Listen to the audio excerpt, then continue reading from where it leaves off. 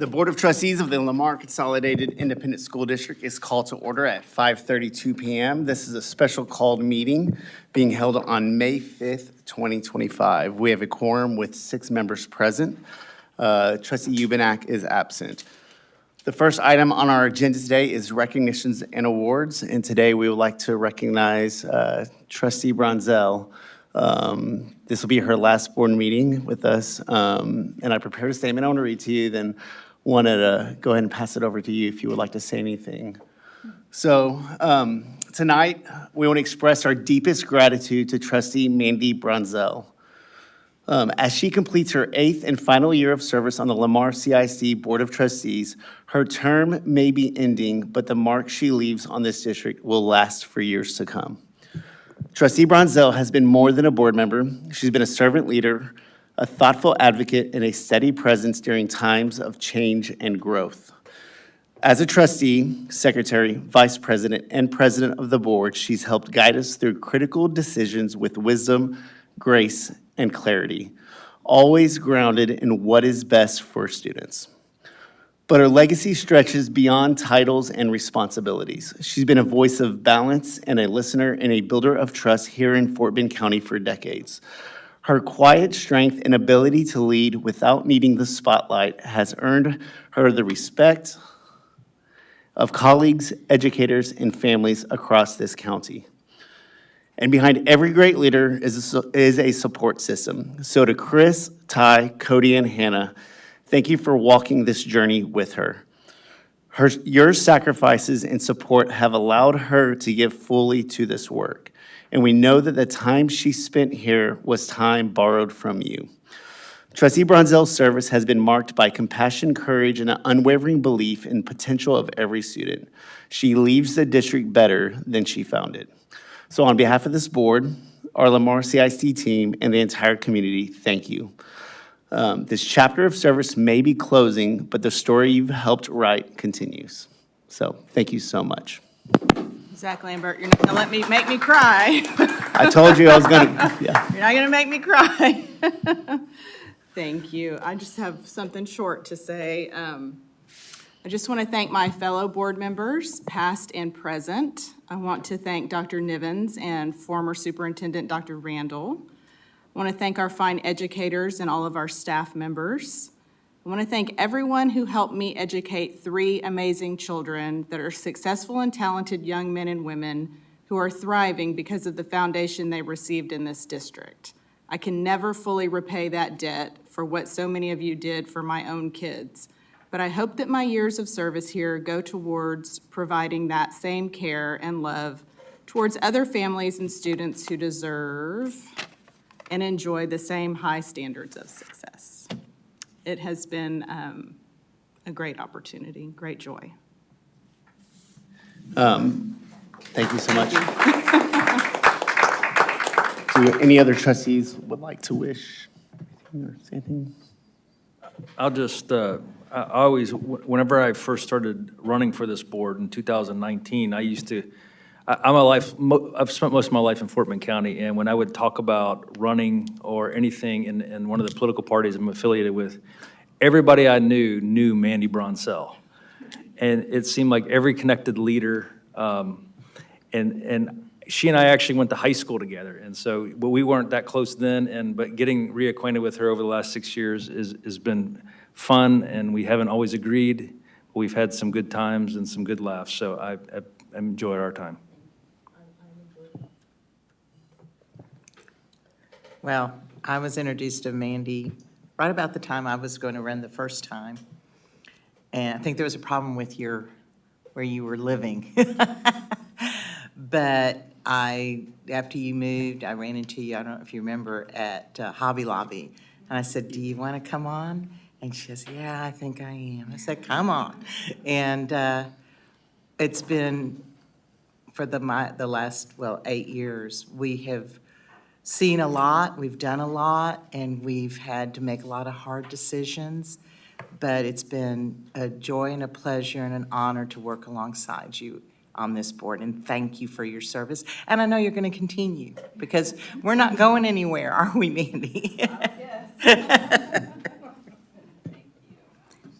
Mandy, it has been an honor. I know we only served 2 years together, but especially my first year and then you presiding over last year, which was such a big year with so much responsibility in the rezoning. I just really appreciate you. And like Kay said, I know you'll be back, you'll be around. So yes, thank you. I was going to say the same thing. We've only served 2 years together, but thank you. And my kids have been in the district for longer than that. So thank you for everything you've done. And we appreciate you.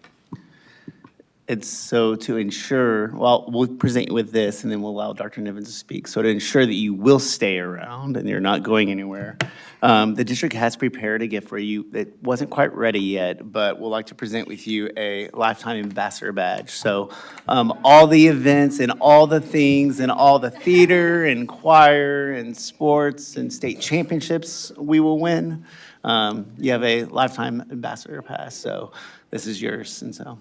Dr. Nivens? Well, Mrs. Brunzell, thank you. I won't, because I'll cry quicker than you. But you know, I appreciate you seeing something in me to vote for me to become superintendent here. And that means a lot. And over the years, the way we operate is we become more than colleagues. You know, we actually have a genuine care for each other personally. And I appreciate you for that. And I appreciate you for checking on and asking about my kids and checking on me as a person. And you'll be missed. And I appreciate you. Thank you.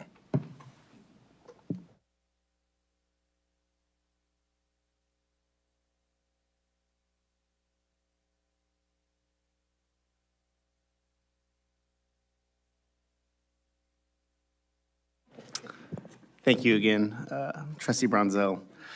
We will now begin why we're here. So at this time, we're going to take action on the action items. So Dr. Nivens?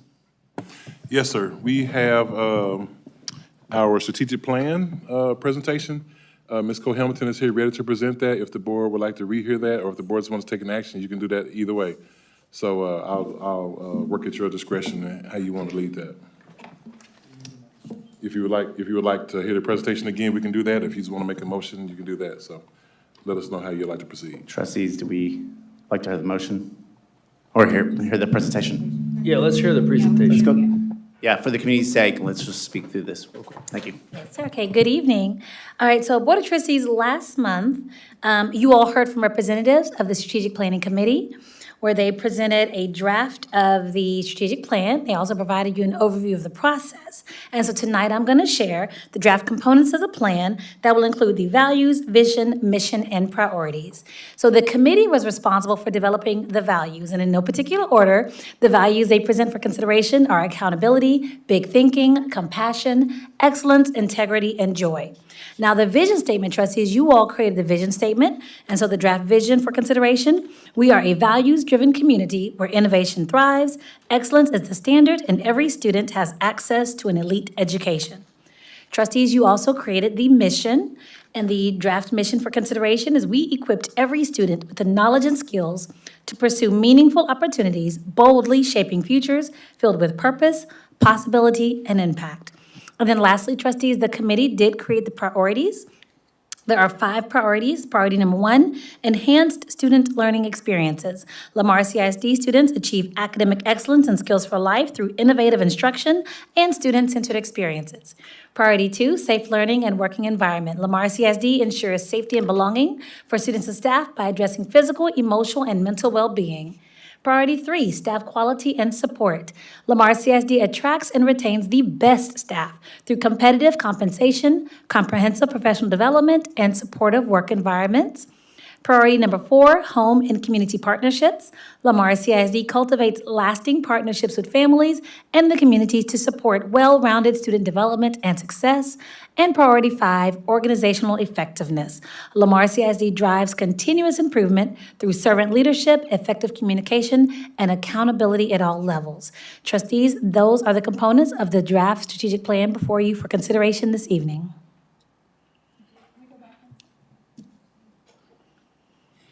On priority 2, we're talking about safe learning and working environment. Can we maybe condense the end of that sentence to like addressing physical and overall well-being? Like the whole person? which would include? Lamar CISD ensures safety and belonging for students and staff. So take out mental well-being and, or Yeah, or- emotional and mental well-being and do overall. Yeah, addressing overall well-being, which describes the whole person. I don't know. Yeah, what does everybody think? Can you expand on why or what your thoughts are on that? Yeah, I think it's inclusive of all of that and maybe more.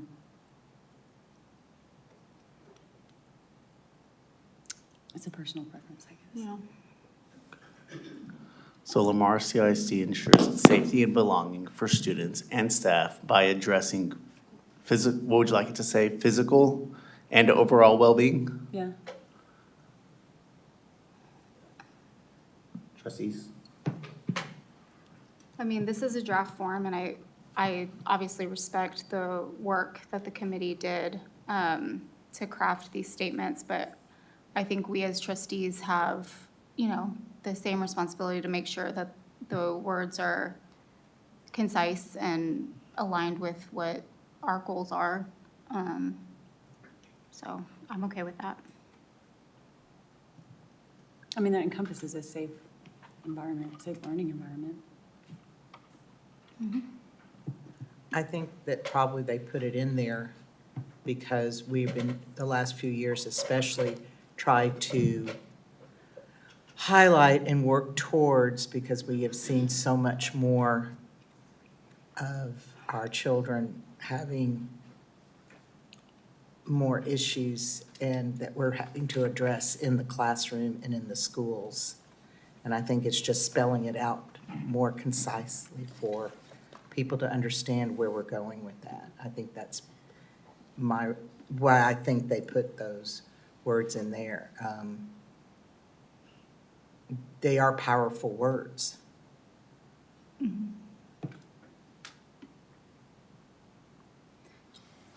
Having attended most of the strategic planning committee's meetings, I was a fly on the wall. I wasn't participating very much at all. There was an emphasis on word choice specifically by Mrs. Cole Hamilton. And you gave a very poignant example when you talked about, you gave an example of Thomas Jefferson, one of the words he was going to use in the Declaration of Independence. And he chose one word over another and it made just and I remember you presenting that like the second to last meeting when they were really wrestling with this.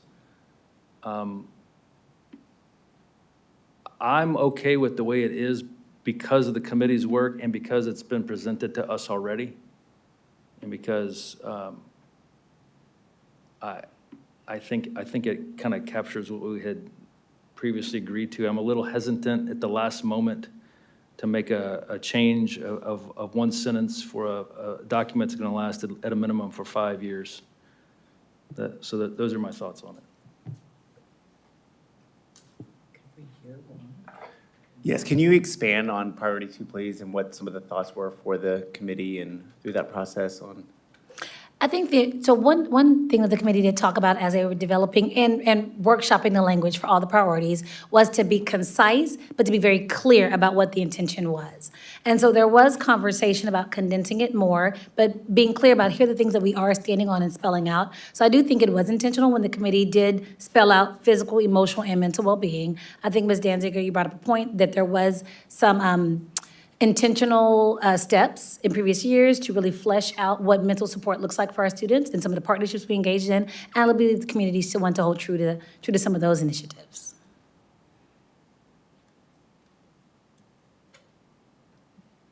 Okay. I'll just say that it's probably not how I would word it, but I agree with John that we should, at the end of the day, just honor what the community has said already, because it is a last-minute change. So. Okay, any other questions, any more discussion from the table? All right, trustees, we can now take action on it. May I have a motion for the Board of Trustees to approve the Lamar CISD strategic plan as presented? I'd I'd like to make that motion. Secretary Welch makes the motion. Do we have a second? Trustee Danziger makes a second. Now, is there any other additional discussion? I'm just going to use this opportunity for those who might be watching this video in the future, going back to this point, because this document is going to live for at least 5 years or until next strategic plan is presented, that many of us on the board have been very involved in this process. And I really feel a little bit of ownership with this, even though I didn't come up with the verbiage and everything. But I think it's a good plan going forward, and I think it really sets us up for success. And I'm very thankful to all the folks who participated, from the administration to JG Consulting to all the different community members and all the different meetings we've had just to get this verbiage on a piece of paper or on a screen. So thank you very much, everybody.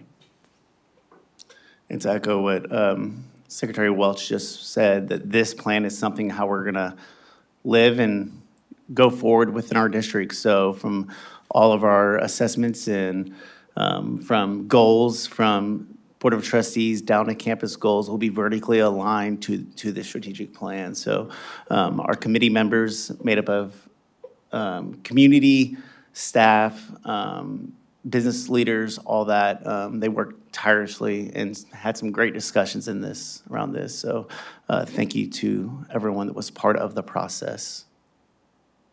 Any other discussions? All right, we will now call for the vote. All in favor say aye. Aye. None opposed. The motion carries.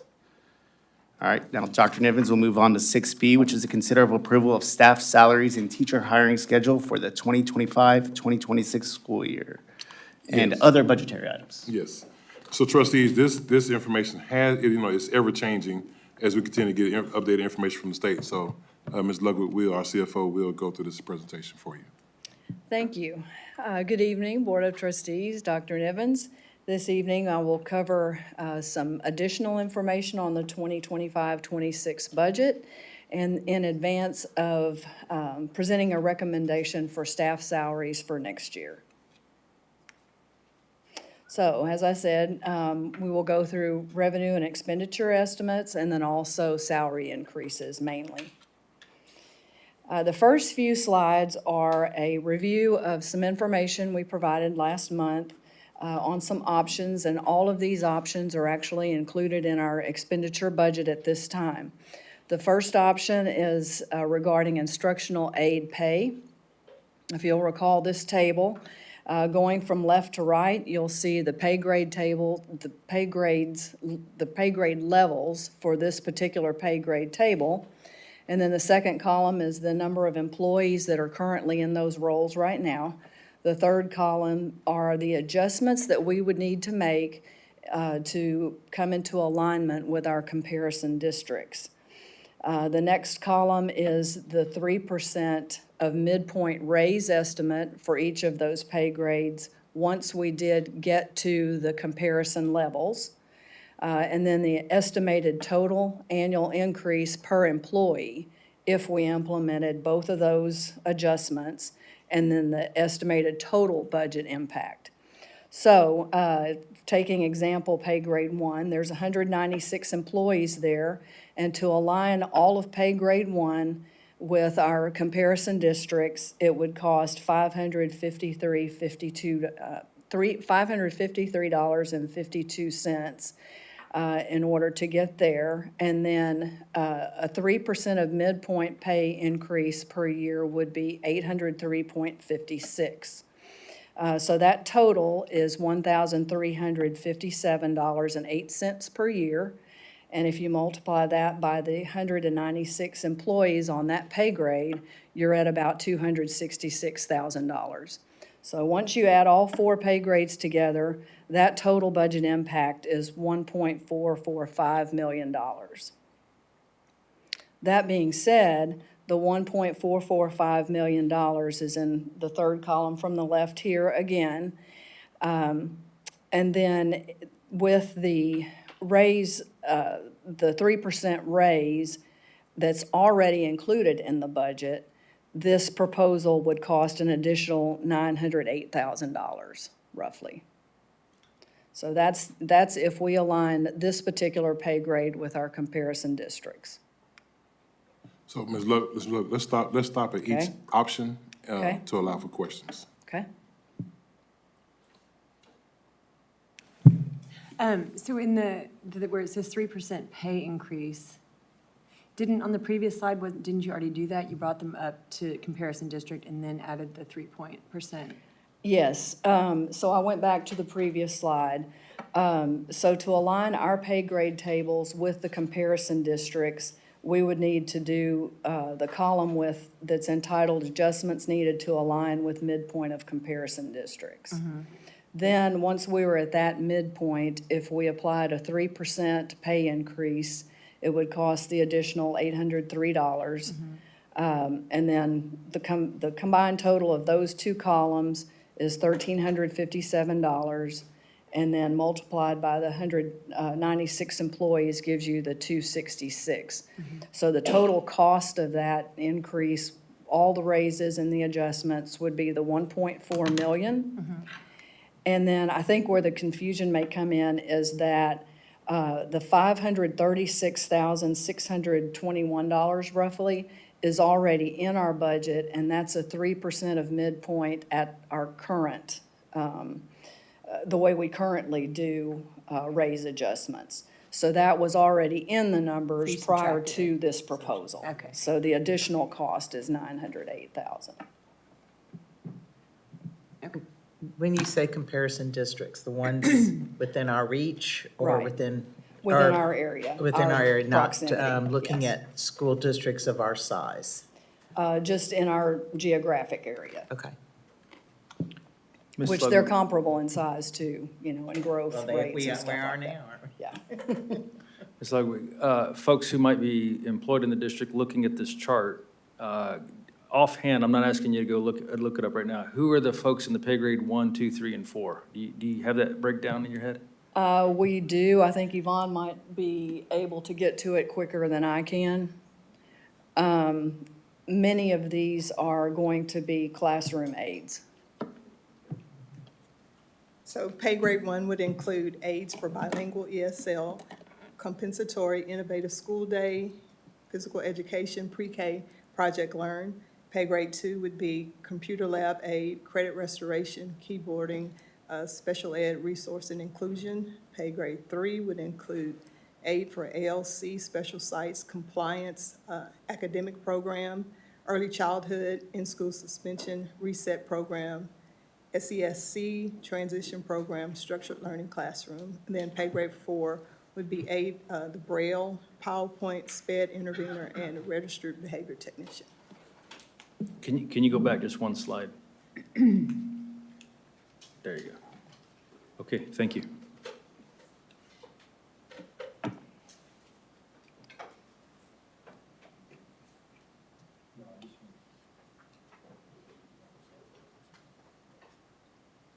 Ready? Okay, the second option or allowance that we looked at was specifically in the area of special education. And here we looked at training and observation in order to build skills for the substitutes that are serving self-contained classrooms. So in this example, we were going to provide 10 paid days of intensive training and then 5 paid days of observation. The goal was to have 100 self-contained classroom substitutes, and the budget impact is $187,500. $125,000 of that would actually be paid for within the current 2024-25 budget. And we would have paid training days at $125 per day, 10 days, and with 100 subs, that would be a cost of $125,000. Then the observation days would occur in the next fiscal year, and that would be $125 a day also, and so that cost would be $62,500. The next area we were looking at was to increase the self-contained substitute rate, and the cost of that would be $220,500. It would be $35 a day for the 12 leave days that they're allowed, We estimate that there would be about 525 teachers and/or aides there. And you'll see our current rate in the table is $90 for non-degreed, $105 for degreed, and $120 for certified. And we would increase each of those by $35. So you'll see the new rates in the middle column, 125, 140, and 155. Then the next proposal is to add wellness days in the self-contained setting. We would provide 2 more days. They're getting 1 day right now, 2 days right now, so they'd end up with 4 days, 4 wellness days. The estimated cost of that is $147,000. So back to this table, if you look at the degreed rate, the new rate of $140, we would use to compute this. 140 times 2 days, and the 525 employees gets to the 147,000. And so if there were any questions, I can answer those. Then, the next few things, we have a few more items on our to-do list with the Budget Committee. We'll be looking at the rates of pay for regular subs, and then we'll look at an analysis similar to the comparison districts that we looked at before, and we'll present that to the Board Budget Committee. And then we'll also consider options for revenue generation, mainly facility rentals, and how we can tweak that process. And we'll also provide that to the Budget Committee. Just 1 second, Ms. Lowe. Did anybody have any questions on option 2 when we talked about the substitutes and the wellness days? A couple things, real quick. Do our teachers or our employees take advantage of the wellness days? Okay. Yes. All right. Well, let me tell you, because we know there's people that don't want to be out of their classroom. I was one of them.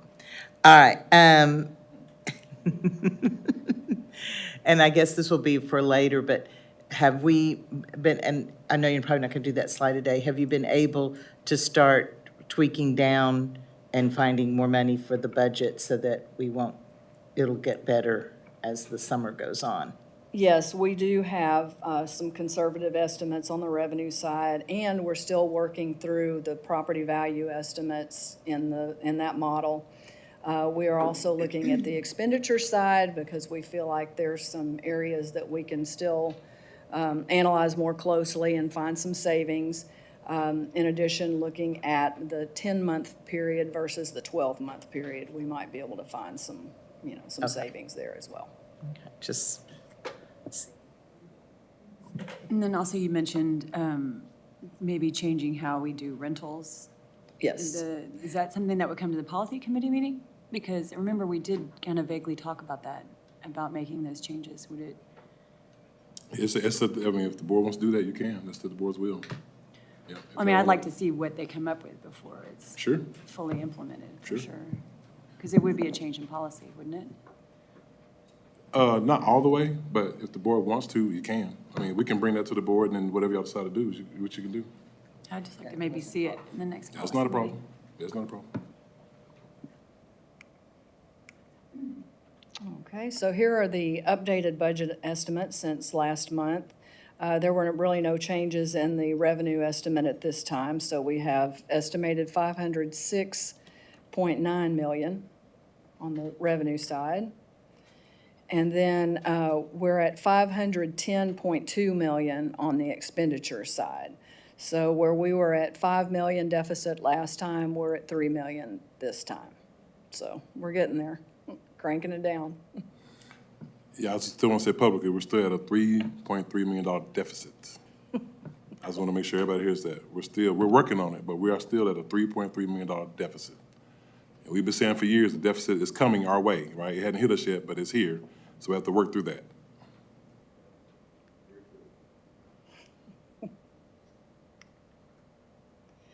Okay, so our goal tonight is to recommend salary increases and adjustments for this next 25-26 budget year. As I mentioned before, these adjustments that I went through are all included in the budget that we will be recommending. And then we are also looking at a starting teacher salary for next year of $65,700.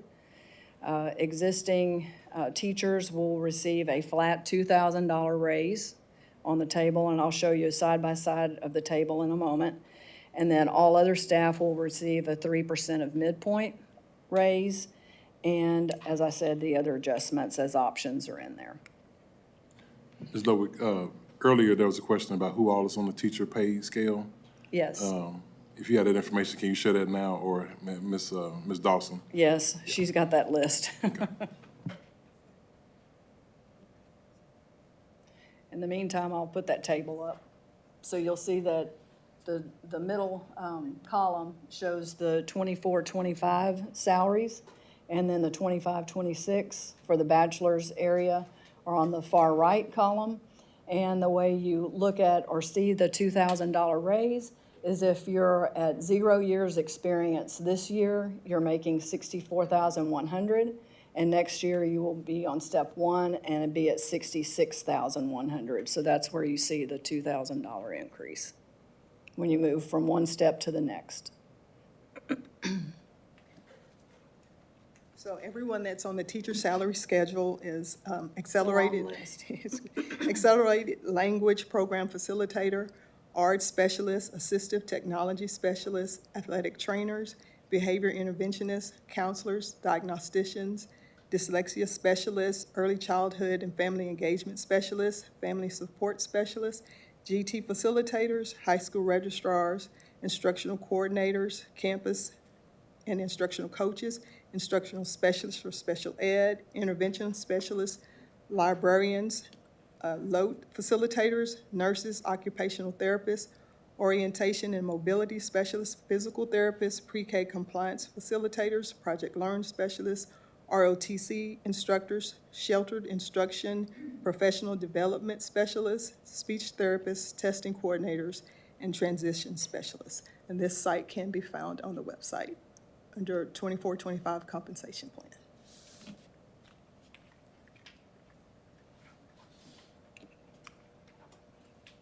With that, we're happy to answer questions. Because I just want to make sure we're very clear. Go back to the salary slide. And so I just want to make sure we're clear on that. So if I'm a first-year teacher, I have zero years experience. This year I'm making 64.1. Put my glasses on. And then next year I'll be on step 1, and so next year on step 1 I'll be making 66.1.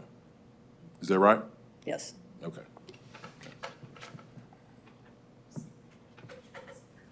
Thank you. With it? Trustees, is there any questions or discussions beyond that?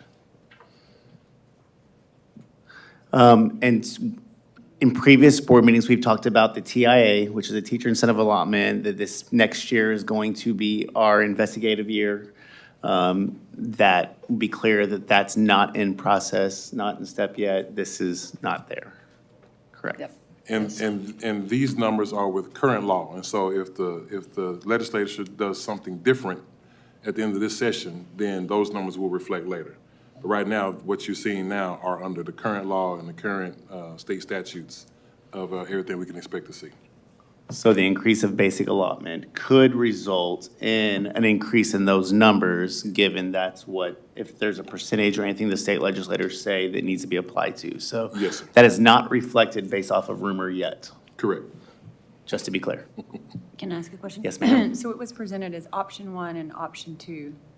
Are we having to choose between an option? Or no, these are just the presented things that are being presented and proposed? Those are included in our expenditure budget currently. Oh, okay, okay. And so what we're making a motion on tonight is the teacher salary. In the budget committee, we still have some more meetings coming up where we're going to be talking about the overall budget and be voting on the overall budget, but we wanted to put out the teaching salary now. We're just voting on that last chart. We're not voting on instructional aids. Are we voting? Yes, that's a Okay. part of the salary, yes. Okay. But there was a slide, I interrupted Ms. Ludwig. There was a slide about Apologize. what the finance committee asked us to start researching more of. Is that in here, Jill? Yes. I interrupted you while we was talking about that. Right here. No, sorry.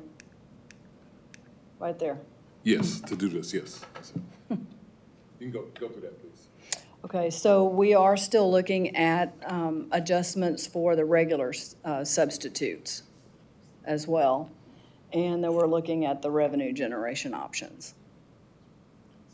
I'm sure there might be some other things as well that might come up.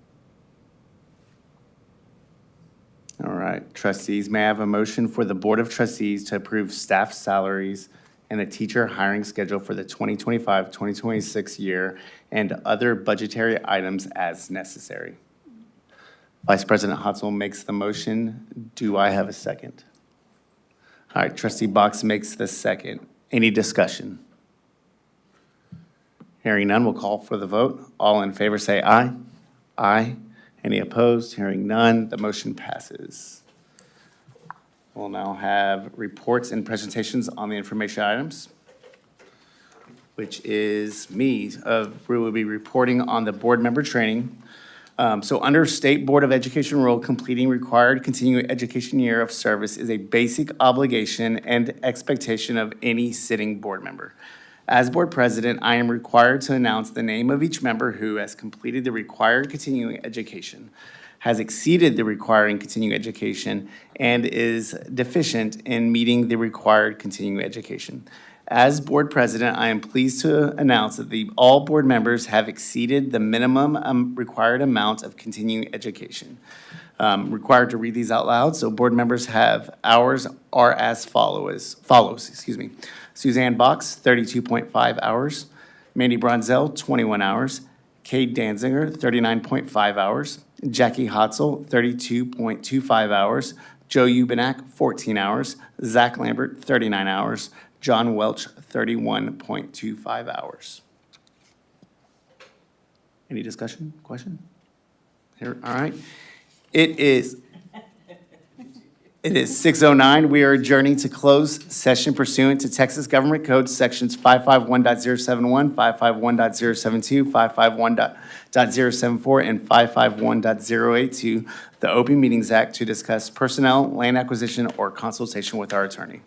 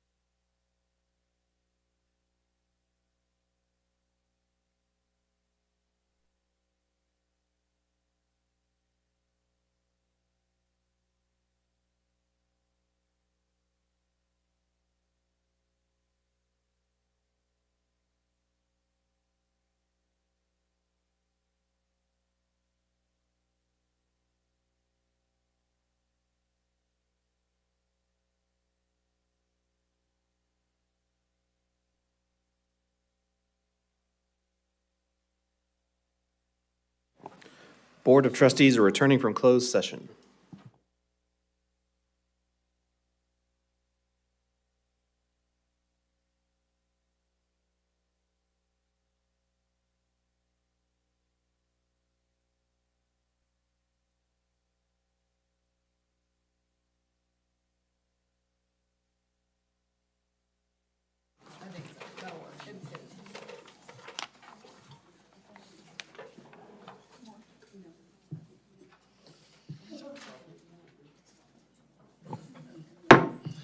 We are now back in open session. It is 6:55 PM. We have a quorum. Are there any motions to be made? Yes, sir. Mr. President, I move to accept and adopt the administration's recommendation for proposed action to give notice of proposed termination to employee Farah Harkrider. We have a motion. Do we have a second? Trustee Bronzel makes a motion. Trustee Danziger makes a second. We now call for the vote. All in favor, say aye. Aye. None opposed. The motion carries.